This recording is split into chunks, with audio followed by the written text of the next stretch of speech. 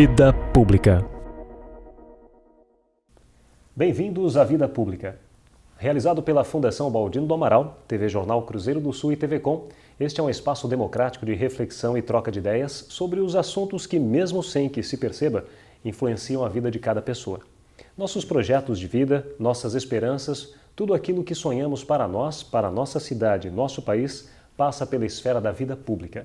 Espaço aberto à pluralidade, Vida Pública é um debate permanente sobre a realidade que nos cerca, para o qual estão convidados você, telespectador, e aqui, em nosso estúdio, todos os que têm alguma coisa importante a dizer. E a palavra hoje está com o vereador Isídio de Brito Correia. Isídio de Brito Correia é casado com Cátia Cristina Pereira Correia e pai de 3 filhos, Tiago, Maria Rosa e Otávio. Nasceu em um sítio no distrito Coronel Goulart, na cidade Álvares Machado, no estado de São Paulo, em 25 de fevereiro de 1961. Torneiro mecânico formado pelo Senai, mudou-se para Sorocaba em 1982 para trabalhar na empresa Metalac. Em 1992, Isídio de Brito Correia passou a fazer parte da diretoria do Sindicato dos Metalúrgicos de Sorocaba e região e, em 1998, foi eleito presidente do sindicato, que representa quase 40 mil trabalhadores somente em Sorocaba. Isídio de Brito Correia também presidiu o Banco de Alimentos de Sorocaba, que arrecada e distribui mais de 30 toneladas por mês de alimentos para famílias carentes. Nos últimos anos, foi também coordenador regional da CUT e diretor da ONG CIADEC, que organiza cooperativas para a coleta de materiais recicláveis. Eleito vereador em 2008 com 3.348 votos dos sorocabanos, Isídio de Brito Correia foi reeleito em 2012, com 4.670 votos. E no dia 10 de novembro de 2013, foi eleito presidente do Diretório Municipal do Partido dos Trabalhadores, com 80,5% dos votos da militância petista. Isídio, muito obrigado pela participação no Vida Pública. Nós aqui agradecemos o convite, eu gostaria de cumprimentar todos os telespectadores e parabenizar pela iniciativa. Muito bem, Isídio, e vamos começar já pela informação mais recente. É claro que foi uma disputa não tão acirrada, mas também teve que ter muito fôlego para você conquistar a presidência do Partido dos Trabalhadores. Foi feita a eleição agora dia 10 de novembro de 2013. Como que foi esse processo para você se tornar presidente do Partido dos Trabalhadores? E já te pergunto de antemão, quais os projetos futuros, o que você pretende fazer a partir de agora que está à frente do Partido dos Trabalhadores? Olha, o processo ele foi relativamente tranquilo. Nós conseguimos aglutinar praticamente a maioria das forças políticas dentro do partido. Nós temos uma eleição diferenciada esse ano, porque o nosso diretório vai ter composição de 50% de homens, 50% de mulheres, 20% tem que ser jovens e 20% tem que contemplar a cota racial. Os projetos futuros, é evidente que fazer com que o partido continue crescendo, acho que eu sempre falo isso, não é qualquer partido que tem uma bancada de 3 vereadores numa cidade como Sorocaba, tem também um deputado estadual de mais de 20 anos, que é deputado estadual, que é o Hamilton Pereira, e a Yara Bernardi, que além de contribuir muito com a nossa cidade enquanto vereadora, mas é uma deputada atuante, principalmente na questão social e da mulher. É uma referência, mulher em educação. Então, é muita responsabilidade e eu vejo que o partido ele tem condições de continuar crescendo, continuar tendo o respeito dos eleitores sorocabanos e o grande desafio será 2014, as eleições nacionais, manter a Dilma Rousseff, tentar ganhar o governo do Estado e manter a bancada parlamentar. Com uma condicionante no próximo ano, nós teremos um candidato a deputado estadual, o França, a Yara vem também para estadual e o Hamilton vai ser candidato a deputado federal. Portanto, são todos pré-candidatos ainda, mas esse acordo já está feito no partido. Vamos falar um pouco agora, Isídio, sobre a sua vida pública. Como foi seu ingresso no sindicato e do sindicato à vereança? Eu comecei como comissão de fábrica, na década de 80, depois fui cipeiro, na CIPA tive uma surpresa agradável, fui o cipeiro mais votado na fábrica, e depois fui para a diretoria do sindicato. Sempre tive simpatia pelo sindicato, participei daquelas grandes greves que teve em 84. Já era um ativista, 85 já, ali já participava bem. aprendendo ali naquele momento com que era a nossa liderança maior, o Bolinha, né, o Batista, né, um pessoal um pouco mais antigo. Em 92 teve o convite para vir para a diretoria do sindicato, nós assumimos como diretor de base e logo em seguida, já em 96, eu fui indicado para ser secretário-geral e já em 98 para presidente do sindicato. Então, o sindicato teve uma decisão muito importante em 92, porque era assim, tinha um grupo que defendia o sindicato corporativista, ou seja, defender os trabalhadores só na fábrica. Tinha um outro grupo que defendia claramente que o sindicato tinha que fazer a defesa no local de trabalho, fazer a defesa da condição salarial no local de trabalho, mas os metalúrgicos e os trabalhadores têm as suas deficiências nos bairros. Então teria que ser sindicato cidadão. Eu acho que foi uma das maiores escolas que eu tive, foi exatamente desse embate, porque a diferença foi de 500 e poucos votos naquele momento, né? E a categoria entendeu que o sindicato teria que ser cidadão, justamente a chapa que nós defendíamos. Ali foi talvez um primeiro espaço para que nós pudéssemos começar a aprofundar um pouco mais em políticas públicas. Porque a década de 80 ela foi marcada mais pela democracia, a questão das diretas, constituinte, você tinha um embate muito ideológico naquele momento. Eu acho que temos até hoje, mas a década de 80 ela foi muito forte nesse sentido.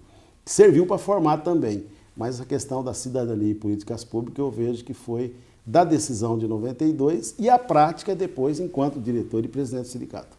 Precisa ser um artista para mobilizar uma categoria tão grande como é a dos sindicatos metalúrgicos, para que você possa convencer esses trabalhadores a participarem dos seus direitos ativamente, porque em cada época é uma época diferente de negociação, de acordos. Como que é fazer com que esta legião de trabalhadores abrace a causa da entidade? Olha, eu vejo primeiro assim, nós precisamos ser muito transparentes com os trabalhadores. Eu sempre procurei me pautar dessa forma. A escola, eu vejo assim, familiar, acho que é a primeira que você aprende isso em casa. Mas depois, quando você vai para um movimento, no caso o movimento sindical, uma grande escola que nós tivemos foi o próprio Bolinha, né, o Gaspari, e assim, que foram presidentes do sindicato, com toda a diretoria. Mas eu vejo assim, você tem que ser transparente com os trabalhadores. E eu vivenciei um momento muito difícil, porque eu assumi a diretoria do sindicato em 98, mas já o Plano Real ele deu, de fato, elevou um pouco o emprego, mas depois caiu, né, o emprego. E aí o que se defendia no Plano Real era exatamente que você teria que mexer na CLT, você teria que mexer em convenção coletiva, ou seja, tirar o direito para manter o emprego. Em resumo, era isso. E nós fizemos muito movimento para criar emprego, para manter emprego. Nós chegamos a fazer assim reuniões com empresários, por exemplo, para discutir a redução do IPI, né? Tinha abaixo assinado de empresário, eu cheguei a trabalhar isso. Então o desemprego era muito forte. E em alguns momentos você tinha que convencer os trabalhadores que não era o momento de fazer greve, né? Porque às vezes quando se fala em sindicato, uma fala assim, não, sindicato, né, é para fazer greve. Não é, sindicato é para, acima de tudo, negociar. E eu entendo que, e tínhamos pesquisa naquele momento, a gente sempre trabalhou um pouco com isso, mas é assim, mais de 70% dos trabalhadores achavam que o sindicato tinha que negociar mais, né? E nós aprendemos a fazer isso. Então, você tem de fato, às vezes tem que ser um pouco artista, mas eu vejo assim, que você tem que ser, a palavra correta, transparente. Olha, gente, não é o momento de parar, é o momento de buscar aliados, é o momento, sabe, de recuar um pouco. E tem momentos também que, na verdade, se você colocou a pauta, deu prazo, né? Não apareceu a proposta, avisou com um comunicado de greve, e aí que acontece a greve. Eu sempre falo, quando acontece uma greve, pelo menos nos metalúrgicos, eu garanto para todo mundo, quando vem, ninguém parou antes do processo de pauta, de prazo, sabe, avisar mais uma vez, ou se pedir um prazo, sabe? O último recurso é a greve, né? Então, eu vejo assim que no momento que eu passei, os bons momentos que eu passei na diretoria do sindicato, tem momentos mais difíceis também, mas não deixa de ser bons em um aprendizado, sempre jogamos com a transparência. Isídio, o que mudou no sindicalismo nesse tempo todo, desde aquele período que você citou até agora? Olha, eu vejo que o sindicalismo ele é mais propositivo e mais desinquieto, né? ele não espera a database só para ter aquela discussão da database e renovar a convenção coletiva. Hoje você tem uma discussão da remuneração variável, que é a participação dos lucros e resultados. Você tem a grade salarial, sempre teve, equiparação sempre teve, mas você tem também, acima de tudo, colocar na pauta qualificação profissional. Né? Isso é um tema que tem que se colocar. Você tem que discutir, por exemplo, arranjo produtivo local. De repente um setor está em queda, você tem que reunir todo o setor e buscar alternativas junto ao poder público, o que se pode fazer com aquele setor para que aquele setor volte a ser competitivo no mercado. Então eu costumo argumentar, porque o senso comum ainda trabalha às vezes com o nome sindicato em si, ele relaciona com a greve, né? Mas o movimento sindical é um dos grandes responsáveis, primeiro, para manter e crescer o consumo dos trabalhadores, ou seja, o poder de consumo dos trabalhadores no mercado. E o movimento sindical, ele tem responsabilidade nisso. E também, é evidente, abrir outros debates na sociedade, outras frentes da sociedade, que, de fato, o trabalhador ele tem a necessidade na saúde, na educação, na qualidade do transporte, na agilidade do transporte. Então, eu vejo assim que o sindicato não pode estar restrito, e nós tentamos fazer isso da melhor forma possível, apenas a pauta sindical ou apenas a database. Ele tem que estar preparado para discutir e para impor políticas públicas que vai beneficiar aquela categoria, a partir daquela categoria, outras categorias, para que você possa ir construindo, né, uma sociedade melhor, você ir construindo, na verdade, uma melhora na vida de todos os trabalhadores de geração em geração. Eu sou da geração da década de 80, já tem uma outra geração hoje que pensa diferente. E os sindicatos metalúrgicos, nós pensamos bem isso, né? Eu tenho orgulho de dizer que eu fui o responsável pelo estatuto, onde nós tínhamos direito, pelo estatuto, era 34 dirigentes sindicais, depois a gente ampliou isso. Né? Nós temos hoje um pouco mais de 100 dirigentes sindicais na diretoria, por quê? Proporcionou o quê? A trazer gente nova, com pensamentos novos, né? E hoje está tocando lá a diretoria na pessoa do nosso querido Admilson Terto da Silva, né? Que é o que toca hoje a diretoria do sindicato. Mas tem muita gente nova, muitos pensamentos novos, muitas ideias novas, que vai de encontro àquilo que os trabalhadores têm, na verdade, necessidade. O que é muito importante, né? E vereador, o senhor falou a respeito dessa questão da preocupação da questão cidadã junto ao trabalhador, dessa questão do emprego, que é a principal preocupação do trabalhador também, até porque ele precisa se manter e manter a própria família. Gostaríamos que o senhor explicasse um pouquinho mais, em linhas gerais, como é esse conceito sindicato cidadão. É exatamente o trabalhador, ele, em uma fábrica, principalmente essa fábrica de ponta, multinacional, praticamente ele tem ali, né, grandes benefícios, né? Desde o salário, às vezes a remuneração variável, que é a participação dos lucros, condição de trabalho. Mas ele sai dali, ele chega no bairro, falta água, falta asfalto, falta médico no posto, falta vaga de filho na creche, nas escolas, enfim.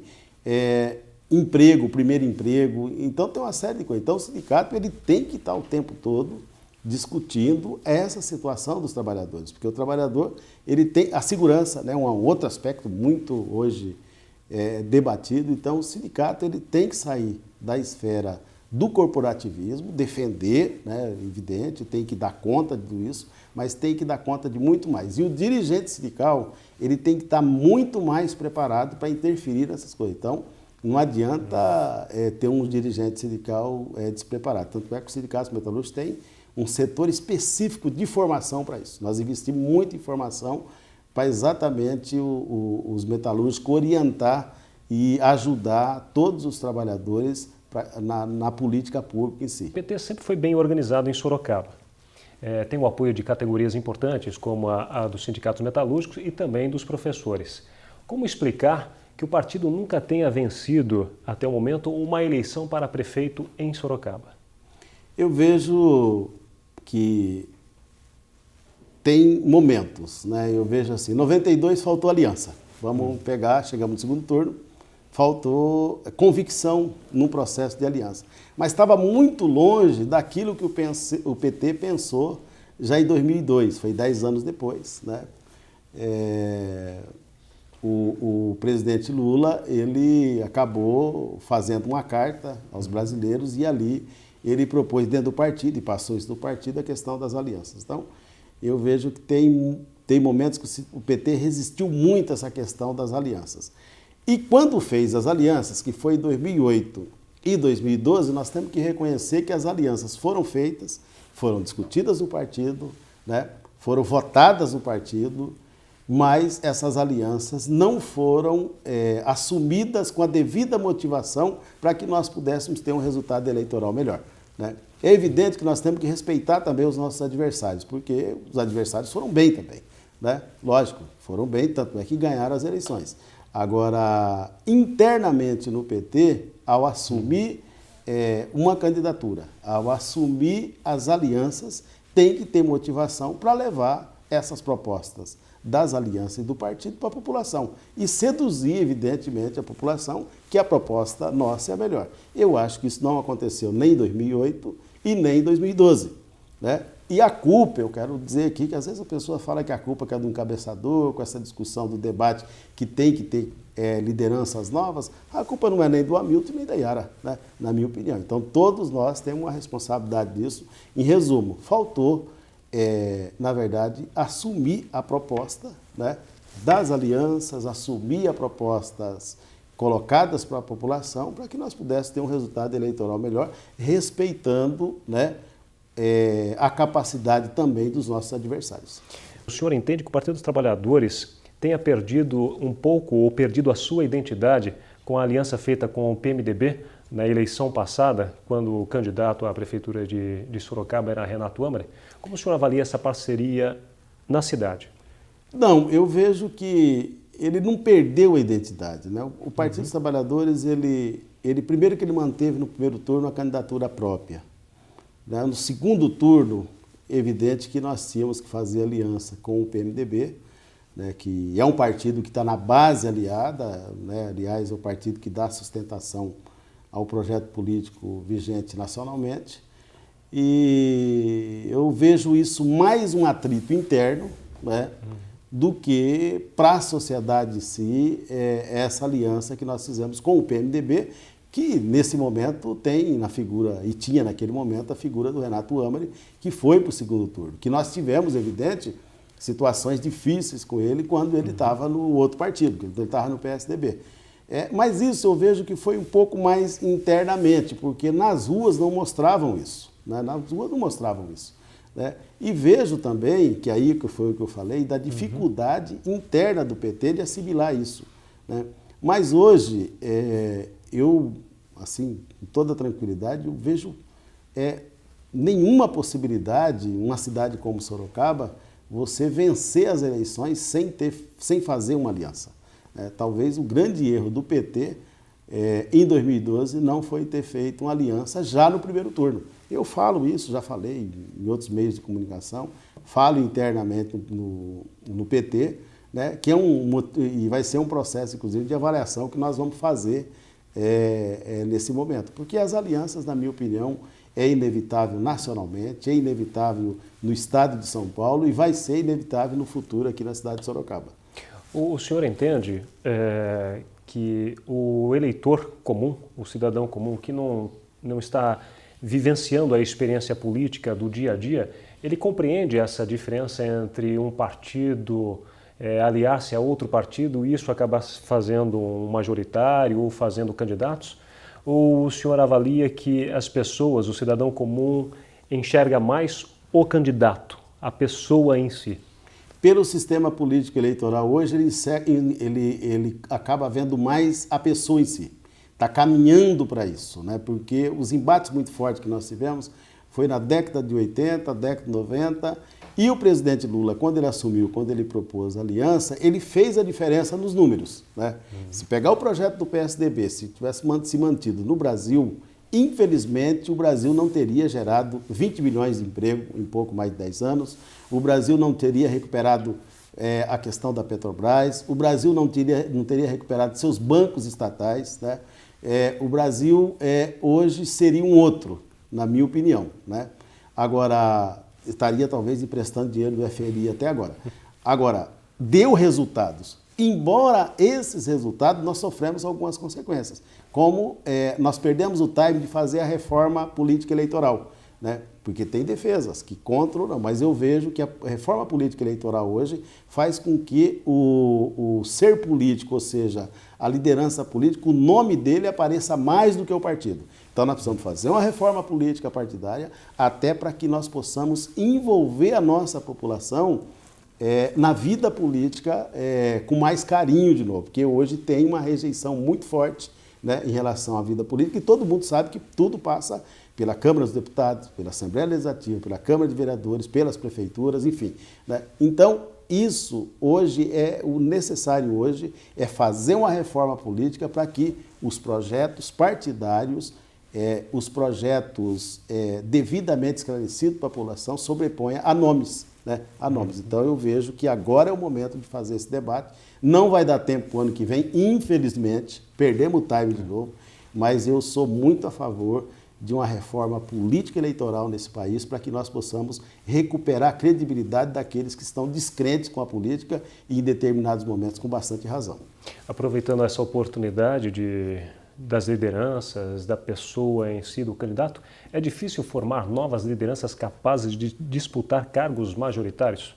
Eu vejo bastante dificuldades hoje, né? Eu analiso isso na nossa vida mesmo, aqui na cidade, Brasil afora, né? Tem despontado aí grandes lideranças novas, mas é muito pouco ainda em relação ao que esse país precisa, porque geralmente quando desponta uma liderança ou outra nova, ela já vem também meio um pouco amarrada à história antiga, né, dos feudos eleitorais, né? Pode prestar atenção nisso. Então, nós precisamos sair, né, dessa lógica. Eu acho que nós precisamos, com a reforma política eleitoral, não sei se vai ser voto distrital, não sei se vai ser em não sei como é que vai ser. Acho que tem que fazer esse debate e aprofundar.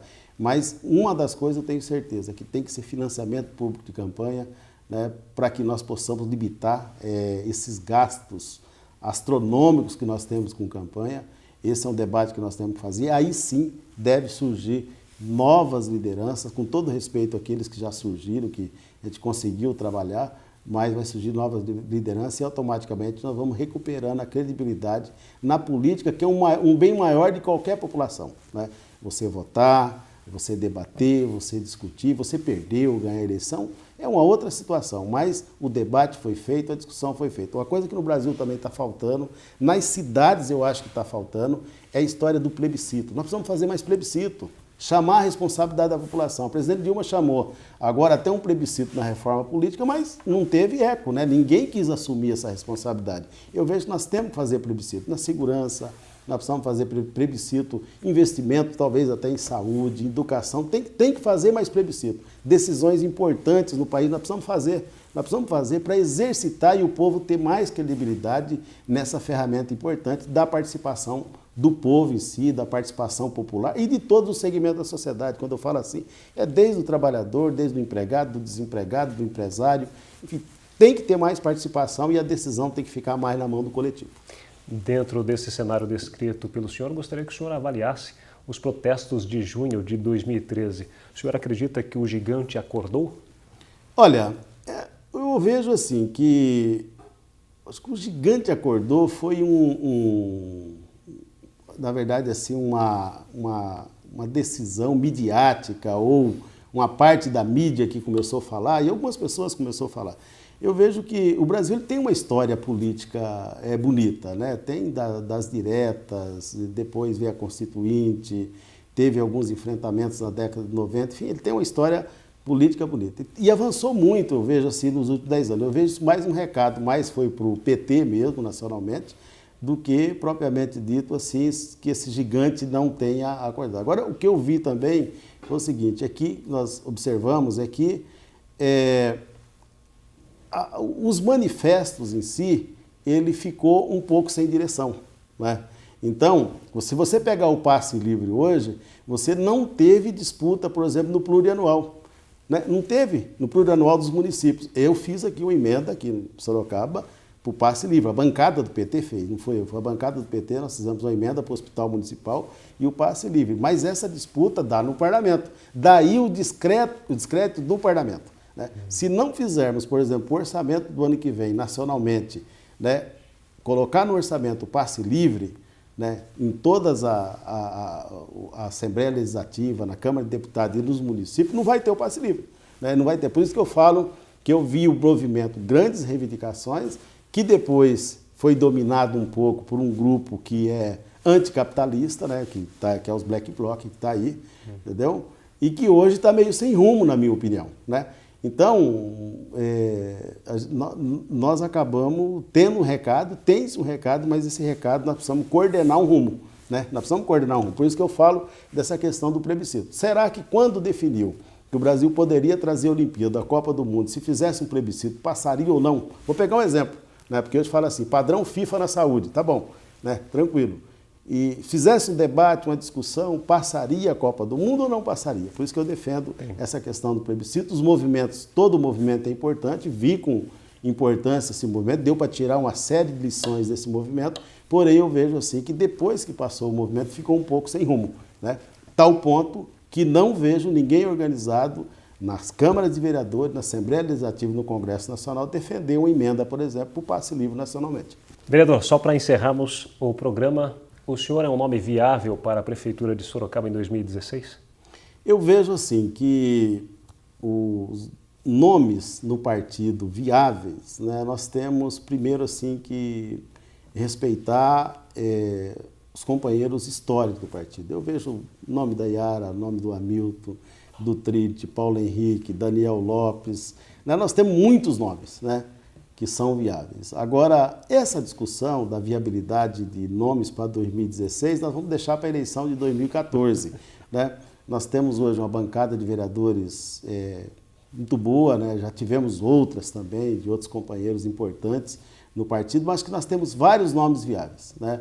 Eu estou no meu 2º mandato, né, de vereador, fizemos opção, inclusive dentro do partido, agora dirigir o partido aqui e termos um acordo já, coisa praticamente inédita no PT, um ano antes das eleições, da Yara ser candidata a deputada estadual, França estadual e o Hamilton federal, nós vamos deixar essa discussão para 2016. Agora nós temos vários nomes viáveis, temos muitos nomes, felizmente. O que nós precisamos é aquilo que eu falei no início, né? A partir do momento que fez um acordo, a partir do momento que criamos um projeto para a cidade, aí a responsabilidade não é do encabeçador, é de todo o diretório, das alianças, apresentar uma alternativa nova para a nossa cidade, que eu sei que é uma cobrança que está aí. Sorocaba nunca foi governado pelo Partido dos Trabalhadores, mas se um dia for governado pelos Partidos dos Trabalhadores, e eu espero que esse dia aconteça e chega, nós vamos sempre pelos princípios, pelas vias democráticas, né, pelas vias éticas, é isso que nós vamos fazer. Jamais nós vamos fazer besteira, né, para que nós possamos, e a população também não vai aprovar isso, né, para que a gente possa governar a cidade. Eu vejo que está caminhando, né, mas estamos esperando agora o processo eleitoral de 2014, se preparando para ele, que é evidente que vai dar um norte bom, o que é que nós vamos fazer em 2016. Vereador, obrigado pela participação no Vida Pública de hoje. Eu quero agradecer vocês, parabenizar de novo, né, a Fundação, compromisso social, histórico aqui na nossa cidade, e mais uma alternativa de comunicação aí, e falando de um tema que diz respeito a toda a população, que é o vida pública das pessoas. Né? Nós temos muita responsabilidade disso, eu quero parabenizá-los e agradecer. O Vida Pública de hoje conversou com o vereador e presidente do Diretório Municipal do PT em Sorocaba, Isídio de Brito Correia. O programa Vida Pública pode ser assistido no canal de vídeos do portal Cruzeiro do Sul, em www.cruzeirodosul.inf.br na TV Com, canal 7 da NET. O Vida Pública de hoje fica por aqui. Até o próximo.